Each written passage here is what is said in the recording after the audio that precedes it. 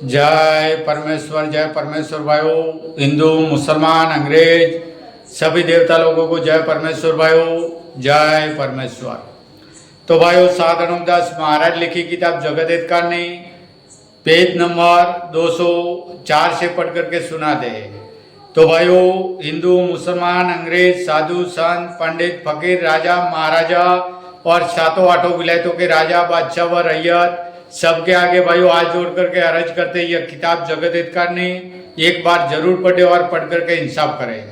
तो भाइयों, यह किताब सात अनुपदास महाराज के मुलाजी होने के नाते पढ़ करके सभी संसार के लोगों को परमेश्वर के लेके सुनाते, ताकि भाइयों इस किताब का इंसाफ होवे तो दुनिया में अमन चैन कायम हो जाए।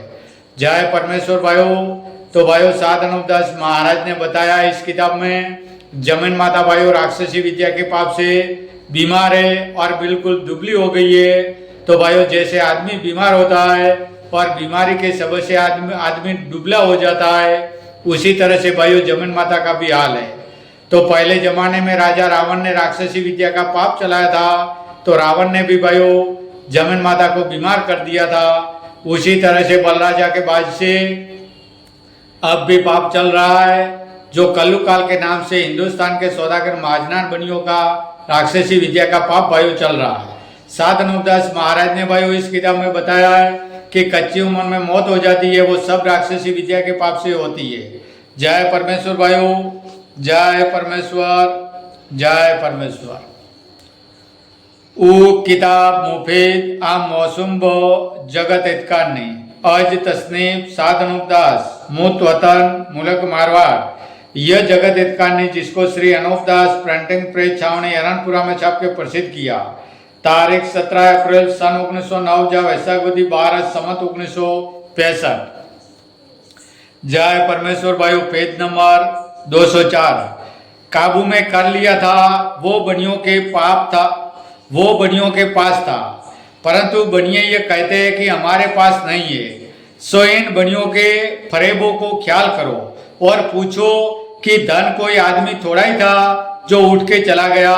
सो यह तो इन बनियों का जाल है, क्योंकि बनियों ने संसार के लोगों की अकल अपने राक्षसी पाप से खराब कर दी है, कि जिससे संसार के लोग बनियों किसी कहने को लगते हैं।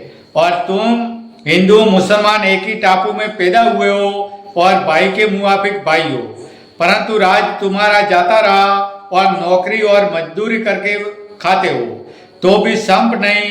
सो राक्षसी पाप से ऐसी बुद्धि भ्रष्ट कर दी है कि राज तक तुम लोगों का ले लिया, तो भी खबर नहीं। सो देखो भाई, हिंदुओं ने तो मुसलमानों का क्या लिया है और मुसलमानों ने हिंदुओं का क्या लिया है, कि जो आपस में गुस्सा खाते हैं और संप नहीं रखते। सो यह सब राक्षसी पाप का है, क्योंकि राक्षसी पाप ऐसा जुल्मी होता है कि बुद्धि खराब कर देता है।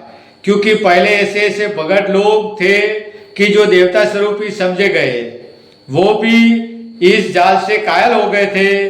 फिर उन्होंने काफरों का जुल्म देख के उन काफरों को मार के बिल्कुल राक्षसी पाप को मिटा दिया, कि जो फिर सजग होने लगा और आपस में संसार के संप हो गया, कि जो एक एक को देख के जीते थे और हर एक के दिल में दया और नेकी उत्पन्न होती थी।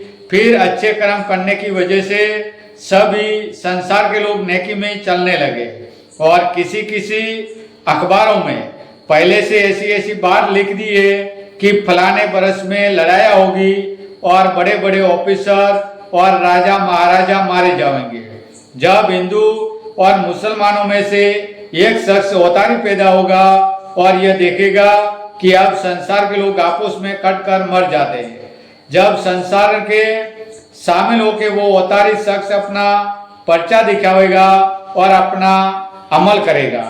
जब संसार में अच्छी तरह से अमन चैन होगा, सो देखो भाई, यह बातें सब लिखी है, सो खिलाफ है, परंतु ये सौदागर बच्चे अपने राक्षसी पाप के जादू से ऐसा करेंगे और लोगों को सुझाएंगे कि जैसा लोग अपने दिल में अवतार होने का ख्याल करते, परंतु वो शख्स बनियों के कुल का होगा, सो अपने कुल के लोगों को तो कुछ नुकसान नहीं पहुंचाएगा और तुम हिंदू मुसलमानों को मारेगा, और जो कि उनके हुक्म को मानेगा और उनके हुक्म के मुताबिक चलेगा उनको नहीं मारेगा, और जो कि उनकी हुक्म अद्दुली करेगा उनको मारेगा।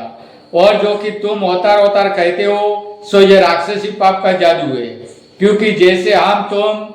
जय परमेश्वर भाइयों, जय परमेश्वर।